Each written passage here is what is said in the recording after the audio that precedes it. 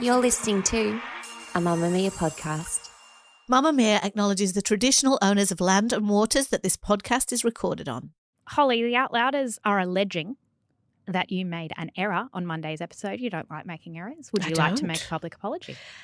I don't know if I'm prepared to make a public apology because it's not entirely clear that I was wrong. But I was wrong. To her credit, Emma, our producer, in the recording, glimpse behind the scenes, friends, stopped me and said, Holly, I don't think that's how you pronounce. What is it?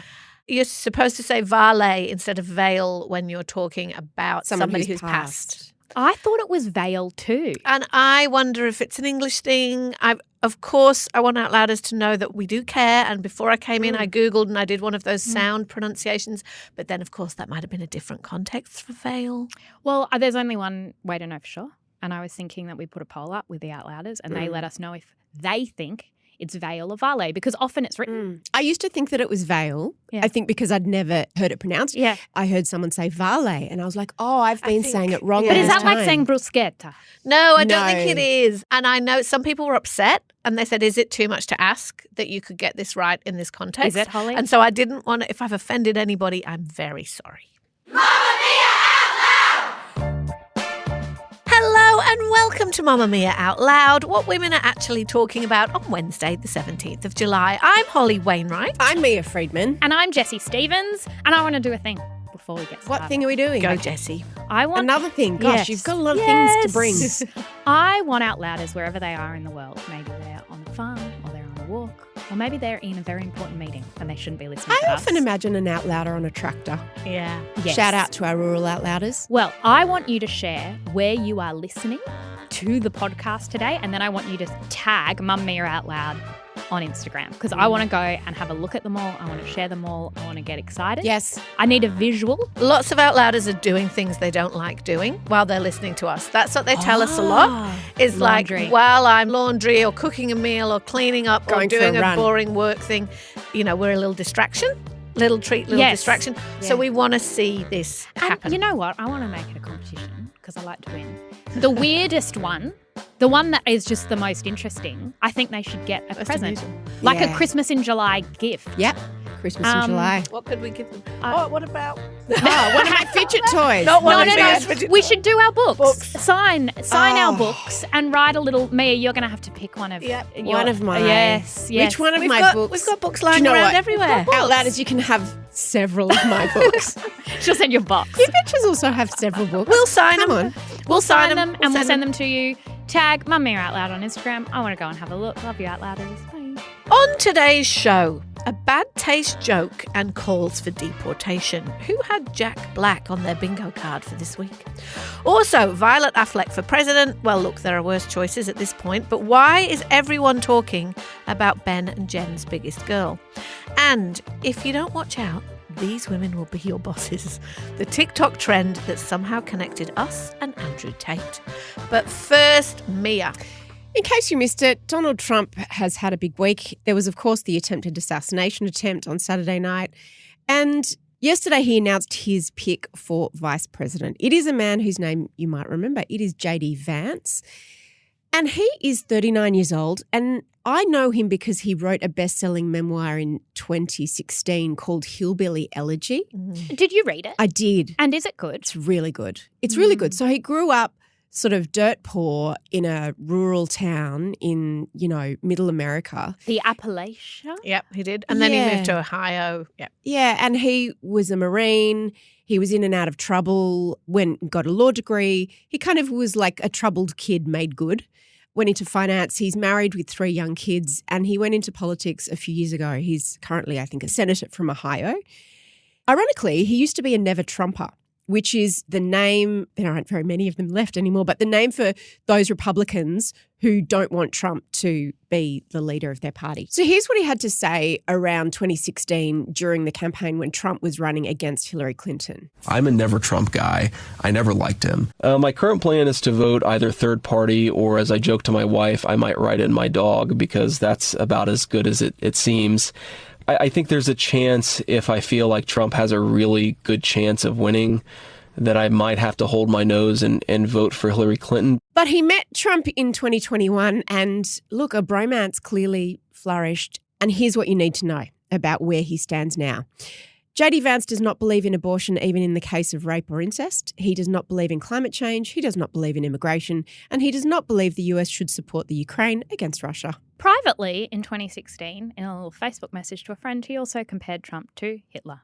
So he was very anti-Trump. But I had a friend who said to me, if the Republicans could have invented a vice president of this party in a lab, they've just invented him. Like Under Trump, though. Under Trump, Yeah. because he is half the age of both the running candidates. He's 39 years old, which is very young for a politician. I think you can only be president after 35. So there are a few states that are going to decide this election, which I think you were saying just the other day. He appeals to them perfectly. Refer to themselves forgotten people, white middle class, angry. He is them. Like, this is going to play well. Well, he is, except, so the thing that's interesting to hear, you just said he's the person who designed the lab. He's actually not the safe choice. A lot of the commentary was saying that there were much more experienced people who would have been a good balance to Trump. Of course, Trump doesn't want that. And also that actually he might be a bit of a challenger to Trump, which Trump does not like, right? Trump does not want to share the spotlight. So that'll be interesting.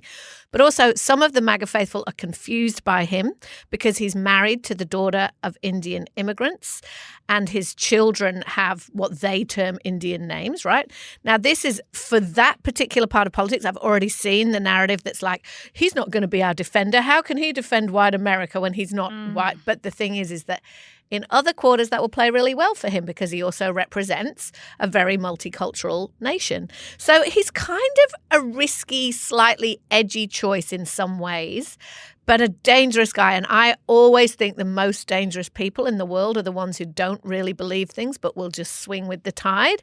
We often talk about changing your mind as a politician or anybody, and it should be encouraged because you know, we make statements, I do it all the time, about things, and then you learn more and you go, oh, I was wrong. Strong opinions loosely held. So the generous take on the fact that he used to be a never-Trumper who called Trump Hitler, the generous take is that he's learnt more and he's changed his mind. But the more cynical take is that, like many other Republicans, he's just swallowing whatever it will take to get him close to power, and those people are the most dangerous people in the world. He's an opportunist.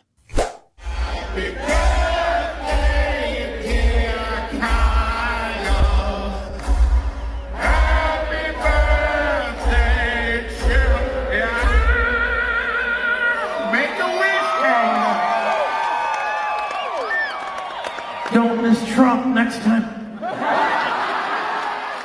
On Sunday night, a musician named Kyle Gass made a 5-word joke on stage that would lead to calls for deportation, a public apology by his bandmate, and ultimately end their tour of Australia.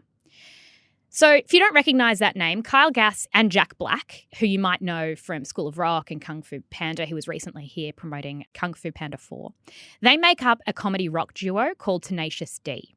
Their most famous songs were Tribute and Greatest Song in the World, which were early 2000s hits. Anyway, they're at Sydney's ICC Theatre, about 9,000 people in attendance.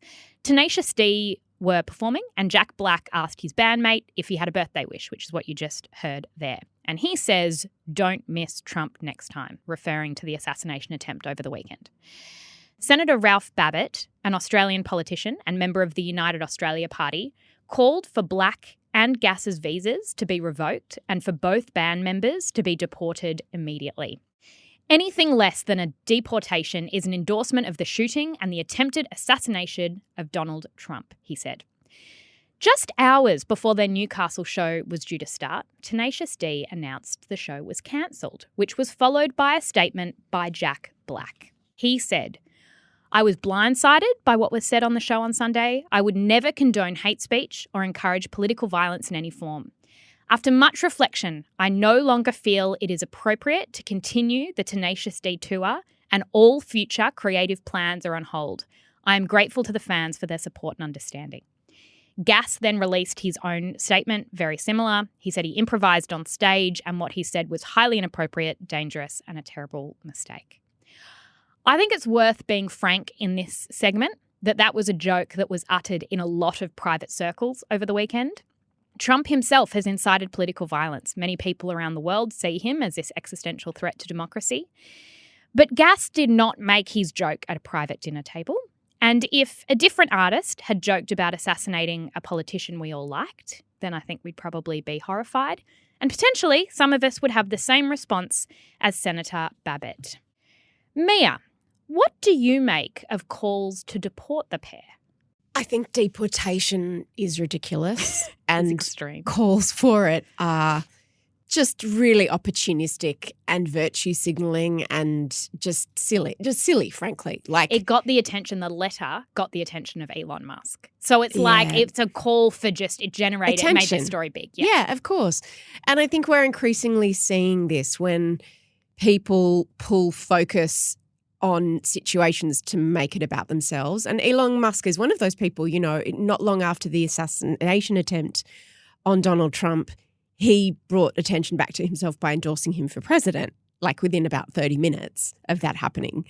So I think that we're often seeing this where people are being opportunistic and using the misfortune of others or the mistakes of others or, you know, the wrongdoing of others in many cases to put themselves in the centre of the conversation. And I think that's what this is. I think that jokes don't always land. We've learned that at airports, that there are some jokes that just you can't make. You just have to be very careful. And of course, the first thing I thought about was the Dixie Chicks, who were cancelled before cancel culture, before even the internet. In 2003, the internet was around, but social media wasn't around. They criticised George W. Bush's war in Iraq, which is kind of quaint now because a lot of people criticised that war at the time and afterwards, but back then it was seen as being very unpatriotic and they never recovered. One of the three women in the Dixie Chicks, it was like a country band, said it and they pretty much lost their career after that. Natalie Maines at the time said in a concert also to their audience, just so you know, we're on the good side with y'all. We do not want this war, this violence, and we're ashamed that the President of the United States is from Texas. What's interesting about that example is that the three of them banded together and stood by what was said, right? By one of them. By one of them. In this, do we think that Jack Black has thrown his mate under the bus? That he has betrayed his bandmate by coming out and saying, I don't endorse this? I do think that, but I also think that Kyle Gass probably knows that Jack Black had no choice. So they've been mates for decades, right? They were like mates when they were struggling actors together, and then Jack Black did High Fidelity and School of Rock and became like a massive star. And he and Kyle Gass have been in this band ever since then. They've literally been doing this for 30 years. So they know each other pretty well, right?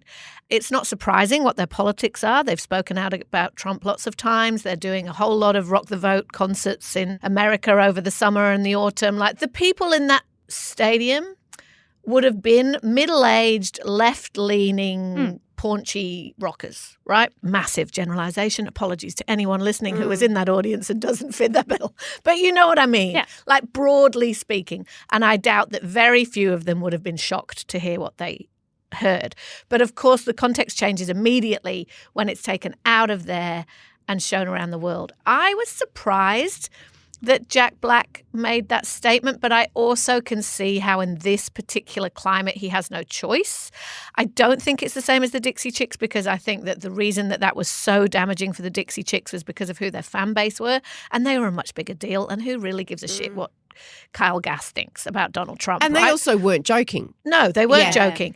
So I think that's a very different environment. It will be really interesting to see how many legs this has got and how actually one of the reasons why it was a really stupid thing to do is that one of the absolute cornerstones of MAGA philosophy and world belief is that Hollywood and music and basically culture is full of lefties who are elites who scoff at, you know, the real people. And this just plays into that. Yeah. So nobody's surprised when Hollywood actors or musicians or whatever say, I don't like Trump, I'm a Democrat.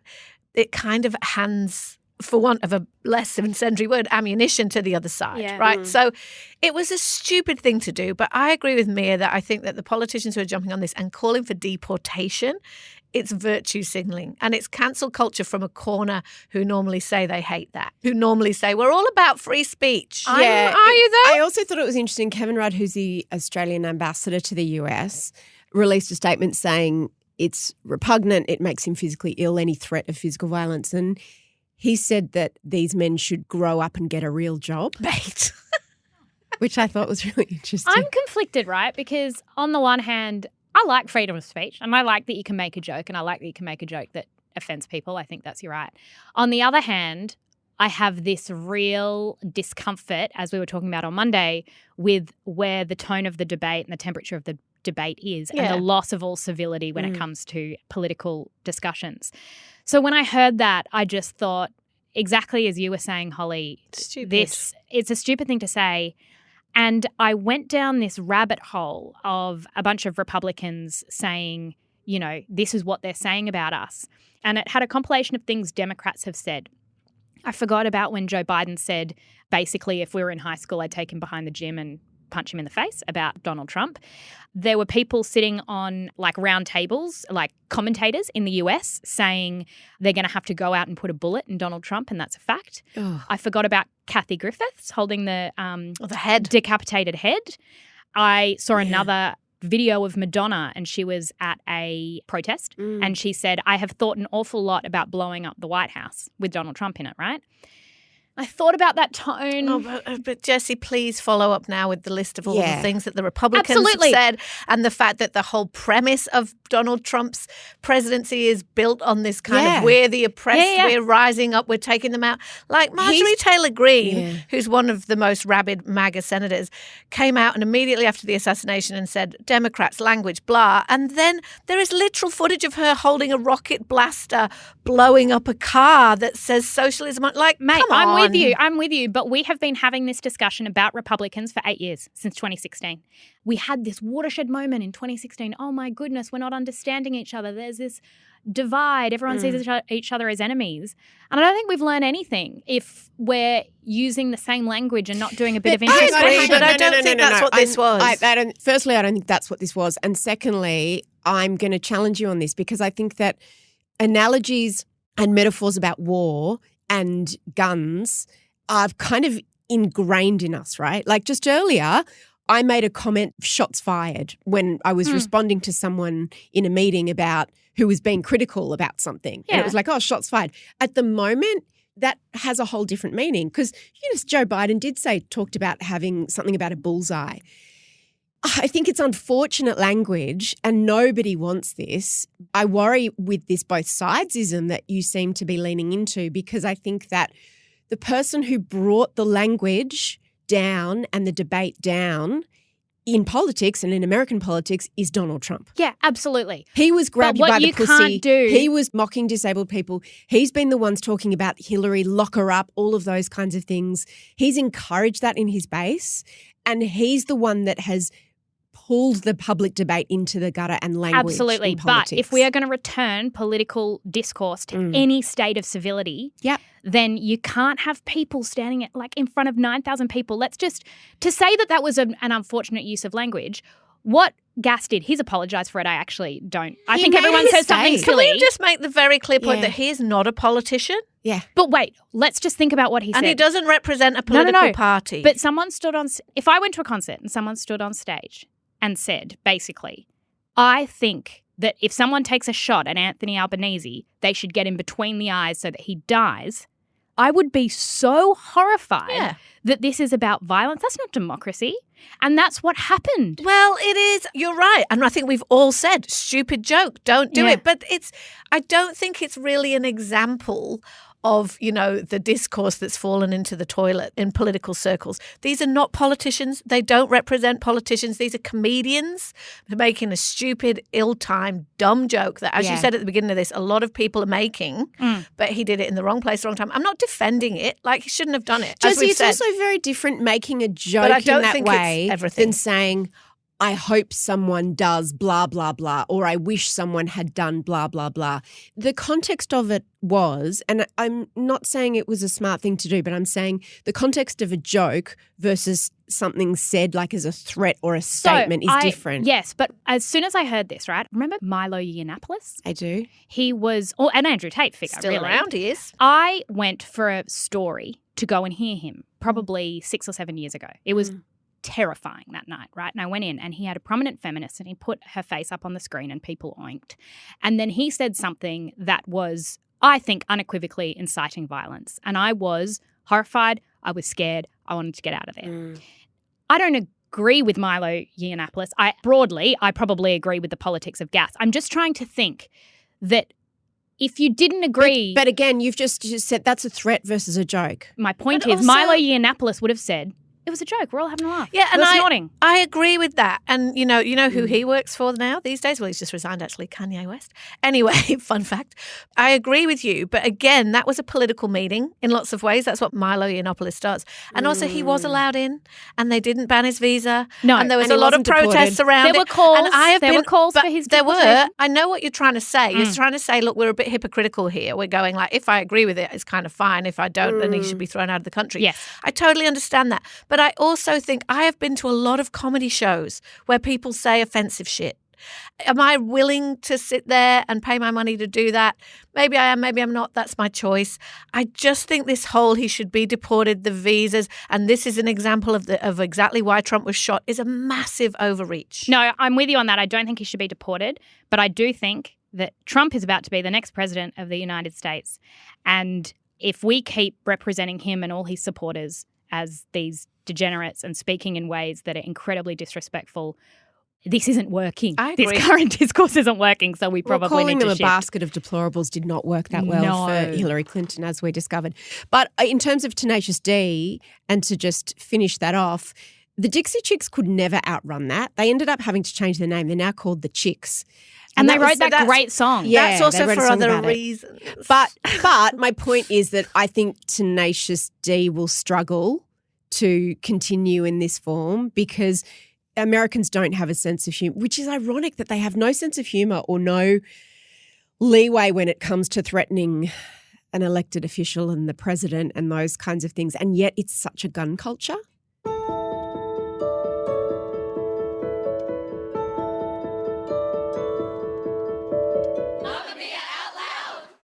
I have a new hero. She's 18. She grew up in Los Angeles, California, and J-Lo is her stepmom. Meet Violet Affleck, who is currently having a moment as a hero of the long COVID community and single-handedly being a magnanimous Switzerland in her dad's new, strongly rumoured divorce. Confused? Let me explain. I'll get the gossip out of the way first. On the weekend, Violet Affleck, who is obviously the oldest child of Ben Affleck and Jen Garner. She looks so much like She Jen. looks exactly like Jen Garner in glasses. Exactly. It is amazing. On the weekend, she was photographed hanging out with her stepmom, J-Lo, in the Hamptons. On the same day, her dad was photographed in LA on his motorbike. So obviously, all the paparazzi-informed sleuths have deduced that J-Lo is getting Violet in the split. Maybe she is. I don't know.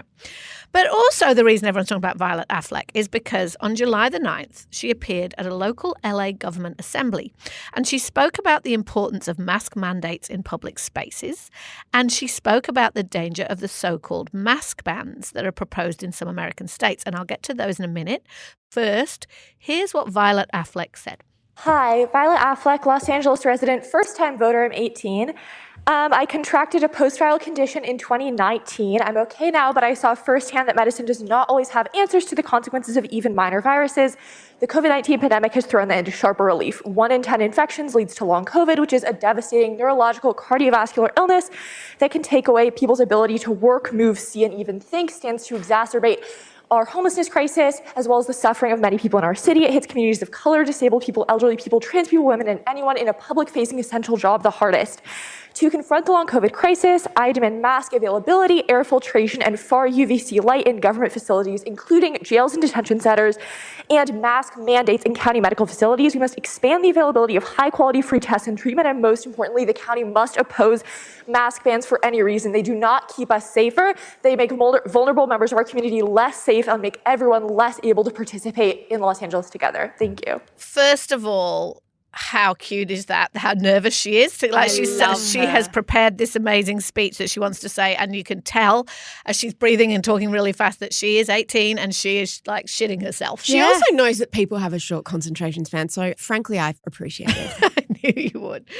Now, people who look at paparazzi images, clearly that's not us, clearly it's not us, they're awful, etc., have noticed for years now that Violet always wears a professional grade mask when she's out in public with her mum, her dad, her siblings, whatever.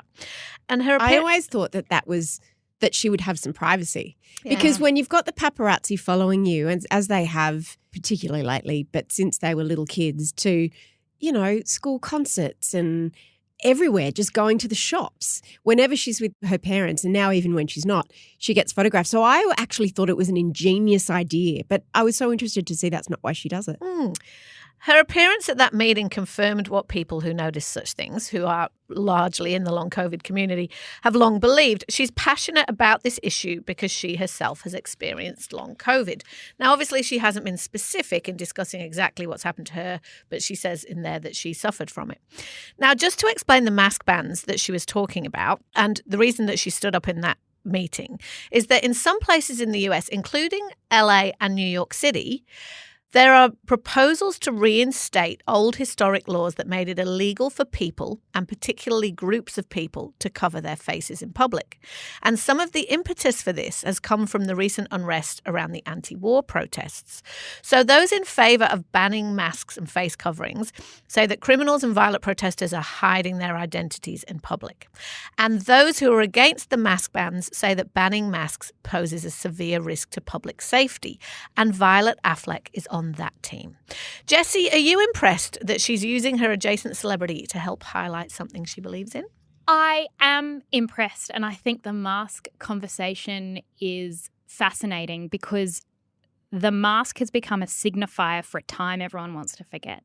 So COVID was something, I feel it in Australia. For a lot of people, it meant not seeing family for years. It meant kids could barely leave their homes. It might have meant illness. It might have meant lost jobs. Like, it was a time that was collective trauma, yeah. Right? And so when we see a mask, I think it is almost like a deeply human thing that you go, no, it's over. It's over. That's behind us. Like, there's that sort of thing happening. Triggered even. Yeah. And what's really difficult for the long COVID community, and what's difficult with invisible illness, because a lot of the symptoms are invisible, in the same way that chronic fatigue has always been a hard illness to get people excited about and interested in, because a lot of people go, tiredness? Yeah, I'm go tired. to bed. Yeah. Like, people aren't good at that. No. The thing with invisible illness, what you need is attention, and no one wants to talk about COVID. And in order to even fix it, you need funding, which needs attention, which you can't get. So, but it's surely about anybody who's immunocompromised, right? It's not just about people getting long COVID. It's, if you're having chemo, if you've got a compromised immune system in any way, you'll struggle. And you want to really try to avoid not just getting COVID, but getting the flu and getting all the other things that go around. Yeah. And so you see a lot of people still wearing masks at airports. So I originally saw this story and went, go Violet Affleck. I cannot believe that they're trying to outlaw masks. And then I went deeper on the story, and it's actually quite interesting. I thought so too. It is, but I've done my research too, but it's like there is a difference between a COVID mask and a face covering, right? I agree with you. So a lot of the discussion around these mask bans are saying that, right? Because in lots of states of the US and in places in Australia, in fact, it's illegal to cover your face in certain situations. If you walk into a bank, take off your motorcycle helmet. Like, some states in America have outlawed ski masks in public, for example, which seems sensible. But there is a difference, right? Yeah, but then at the beginning of this conversation, Mia said, I thought she was wearing a mask to obscure her identity so that she didn't get recognised for being famous, right?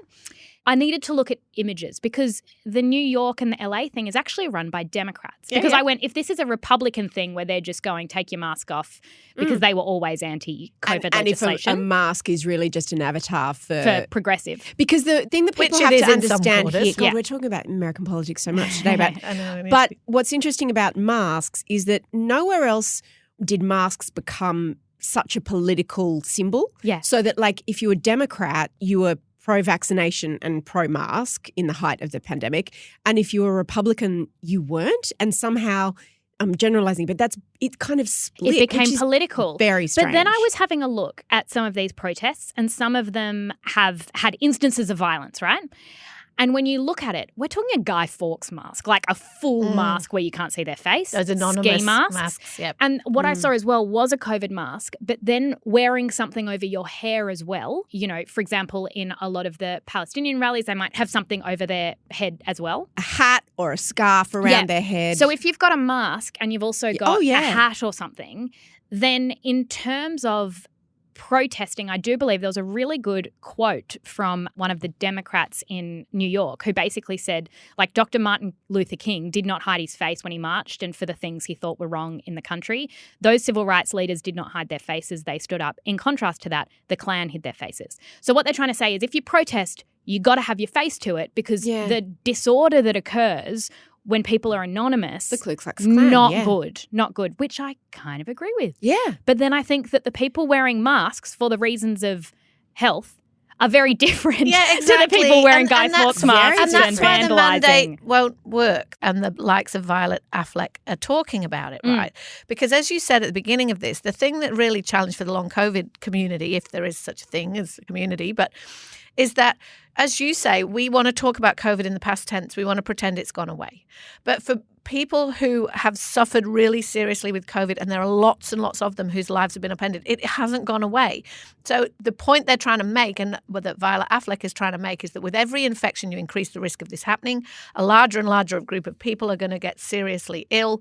So, you know, when she's talking about we need better filtration in public buildings, we need mask mandates back in medical centres, those kind of things, it's basically a group of people who are saying, hey, take it seriously and don't conflate with health vandalism, concerns with vandalism and crime. It's also that group of people, it's a feminist issue, right? Because long COVID disproportionately affects women and older women, which are people that we generally don't give too much of a shit about. Don't listen too much. Yeah, I thought this was such an interesting story, and I loved it because it challenges you. You straight away you go, oh, I know which side I'm on, and then you go, oh, that's interesting. Two things can be true, dare I say. I never knew there was ever any consideration of banning people wearing masks. I can see where two very different groups and their motivation for wanting masks banned are very different. Because the Australian Olympic team, right? Yeah, because there are some people who want masks banned for other reasons, and you saw that in the commentary. So some of the Australian athletes have arrived in Paris, and the first selfie that they posted, they had their masks on at the airport. Now, as you said before, Mia, still lots and lots of people wear masks at airports when on planes. Were doing our tour, I wore masks, and this is even before two of our production crew got COVID when we flew to Brisbane. But I was very conscious when I was wearing masks, and I was going to ask you guys, what do you think when you see people wearing masks? I had to reassure the person next to me. I was like, oh, no, I don't have COVID. I'm worried about getting COVID. Because usually when I see it now, for a while I thought, oh, they've got COVID. Well, I generally think that person is probably really cautious about getting COVID, and I often think it's for the reasons that we've just been discussing. So there are some people who are much more COVID aware still than others, and they're often the people who have experienced really serious implications. Do you think but the thing about the Olympic team, sorry, just to finish that story, is that so they posted the pictures of themselves with the masks on, and a certain amount of the commentary came not from people who are worried about them covering their identity in case they're going to commit crime, but to point out that Australia is such a nation of snowflakes. How ridiculous is this? Because there is still a political undertone about mask wearing in some quarters. Yeah, like, don't be such a pussy. Why have you got a mask on? Because I'm an Olympian. I don't want to get COVID before my race. It's interesting that because before COVID, certainly in some Asian cultures, when you're sick, you wear a mask, right? Which is, we understood masks to have a double benefit. It prevents you from spreading and it prevents you from receiving germs. And so I think it's interesting, you see it now, Hol, that the only people wear it to protect themselves. Do you think people wear it when they're sick? I mean, my parents recently had to travel when they had at the end of COVID, and they wore it because they didn't want to give their germs to anybody. Do you think people do that? Yes, I do that because I have to say, even though I'm super sympathetic to this sort of invisible community of people, I am not as diligent as I think I should be in public spaces wearing masks.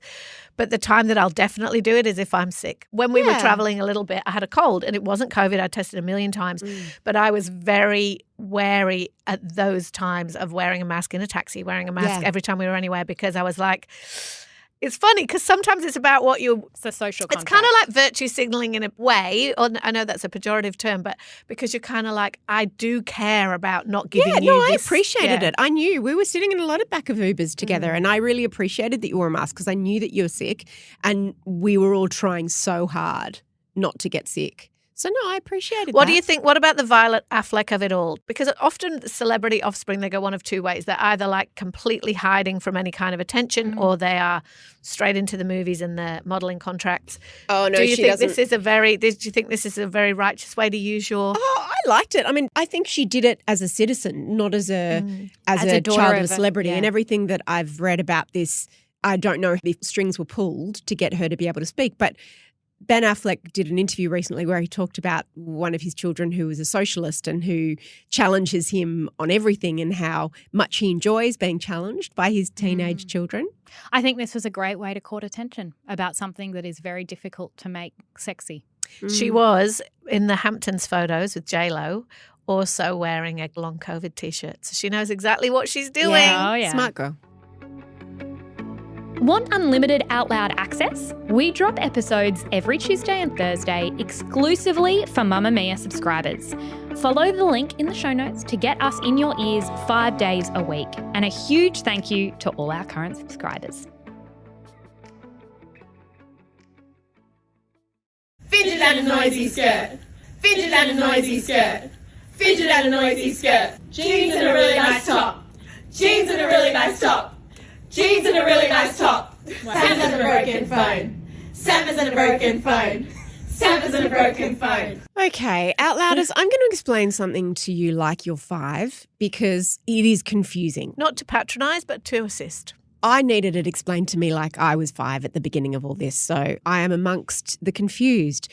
What you just heard is us, and that was my idea. Yesterday we posted to Mamamia Out Loud socials our version of a TikTok trend that is going viral. It started with these women in the UK who were on a night out and they just started doing these hype girl chants, sort of describing what they were wearing or their personalities. Here was the OG. Boots and slick back bun. Boots and slick back bun. Cowboy boots and a blowy. Cowboy boots and a blowy. Sam's in a little red bag. Sam's in a little red bag. So they have a lot more rhythm. Yeah, they do. So they were like describing their uniform, like their going out uniform. So it was like Sam's in a little red bag, boots and a slick back bun. And so that became the thing, right? So I was like, oh, I had to read an article to understand what that was. And then on the weekend, I saw that Amy Poehler did one with Rachel Dratch and another well-known comedian. And here's their version. Hoops in a black short dress. Hoops in a black short dress. Pony in a cashmere shirt. Pony in a cashmere shirt. Summer's in a little blue bag. So you get the idea.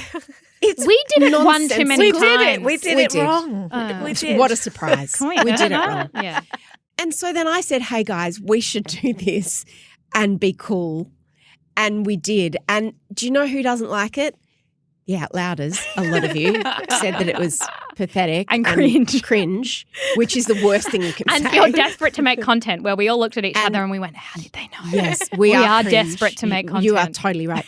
But the person who doesn't like it the most is Andrew Tate. He does not like the women doing the TikTok dances because there was yet another, I mean, this is what viral means. I'm not going to play you every version of this that's ever been done because there are millions. That's what TikTok's for. That's what a viral trend is on TikTok. But there's an Australian business called TBH Skincare and they did their own. Jessie, Boston and Mini. Jessie, Boston and Mini. EBT's in a bomb. EBT's in a bomb. 5'3" in an attitude. 5'3" in an attitude. Secret product in a trench.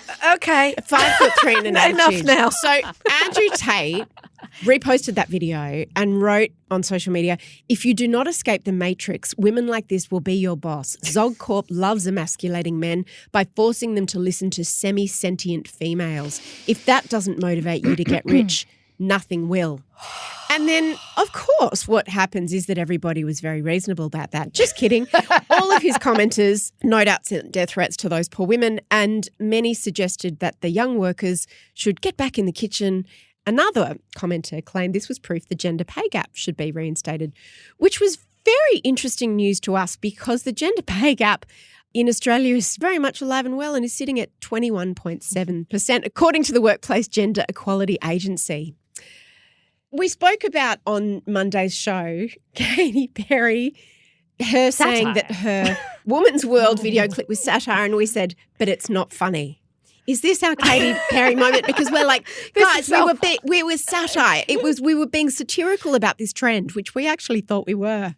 Okay, so women didn't invent this game. They're just playing it. I'm going to explain this to Andrew Tate. The little girls are going to have to explain to Andrew Tate how the world works. All right. Lucky he's a big, strong man. He'll understand. Yes, exactly right. Okay, Andrew Tate. So there's this thing called TikTok, and it's where everyone lives now.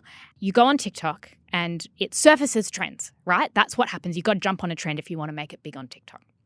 And so you do a trend and then people like it and then people follow you. And a trend, usually they don't mean anything. They don't mean anything. Just stupid. So why would you just do a trend so that people see it? Great question, Andrew Tate. The reason is so that people follow you. But what does it matter whether you have a lot of followers on TikTok? Well, Andrew Tate, the thing is, this corresponds directly to people buying your product or consuming your content. Now, TBH Skincare have about 50,000 followers on Instagram and TikTok. They have quite a bit. And earlier this year, they released a new face wash, right? And immediately they started selling one a minute. And the reason why was because it was going viral on TikTok. And the TikTok algorithm picked it up and they were just able to sell. And I want it now. Exactly. Oh, see how it works? I didn't even have to see their content. You just have to tell me it's gone viral and I'm like, where's mine? That's how it works. That is how it works, Andrew Tate. Because I'd never heard of TBH skincare before. Oh, you definitely have. Like it's in Priceline, it's in Kohl's, it's Adore Beauty. Like this is a multi-million-dollar company. And it is a young woman's business. A young woman who has grown this from the ground up. I'm like, mate, they are laughing into their money doing this silly TikTok dance. And I heard him say, semi-sentient, your boss is doing this. Do we want to talk about what the boss of Twitter is doing? Because Elon Musk, I went to see what he's done the last 24 hours. Yep. All he does is share memes of dick and balls. That's all he does. Sometimes boobs. He wore a T-shirt that said, I love anal. Oh, my right? God. Oh Sometimes my God, he'll share a picture of boobs and he'll just write boobs. Yeah. I want to... Richest man in the world. I'm so disturbed Most by this powerful, whole probably. thing. But I want to bring it back to the silly little girls who might be your boss one day, including us, right? So that was a very good explanation of why TikTok. Yeah. Why viral. Why us? Why cringe? Why us? Right. So obviously, Mamamia out loud. If you can smell the desperation, yes, you're not wrong. No. It is the smell of desperation. But here's my question, right, about all this, because I love this story on so many levels, but Andrew Tate is also terrifying, and I hate laughing at him in a way because I'm like, genuinely dangerous person with genuinely way too much influence on the world. However, there is a little bit of truth in this, little bit, that I want to prosecute. When we did that trend yesterday, and I don't mind doing these things. When I forced you to both do the trend. I don't mind doing these things. Honest. But, this is what brands do and this is what media organisations do is we'll change strategy at different times and we'll go, let's do some fun stuff. You know that we share lots and lots of clips of the show and topics that we're discussing, and in our Out Louders Facebook group, we'll ask people's opinions. And we do. But then we also do some just silly stuff, just entertaining stuff, right? And this is part of that. To try and go viral. And, yes, to try and go viral. And also because we like being silly. Because, and this is one of the things about this, right, is that sometimes I watch it back and I read the comments, like in this case, and there are quite a lot of Out Louders who are also smart women going like, come on. Stop it. And sometimes I'm like, yeah, you've got a point. Do better, because be better. I wonder if we're fooling ourselves if we think that we have credibility as commentators, journalists, authors, whatever it is, if we're also...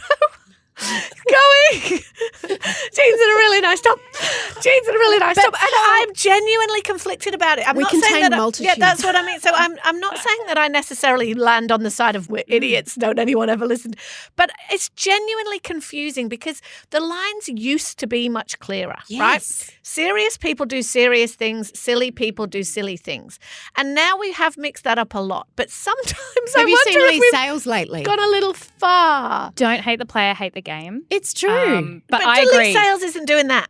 Yeah, she sings musicals. Lee Sales is not doing TikTok. No, she's not. No. But she will do silly things at the Chat 10 shows, and on her podcast she will. Yeah, but there's a place for it, right? My question is only, and I'm not putting myself here as a person who doesn't like it, because I think it's fun and I like it, and I consume that content. I couldn't stop watching those stupid videos after you put me onto them. It's kind of hypnotic. I'm just like, oh.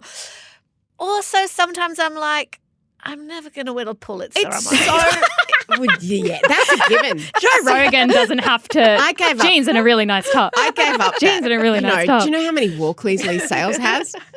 Where's mine? So do we think that's dead? And particularly for women, because as you very rightly pointed out, Jessie, men are doing very stupid things, but they look a bit different. They're generally not doing that kind of thing.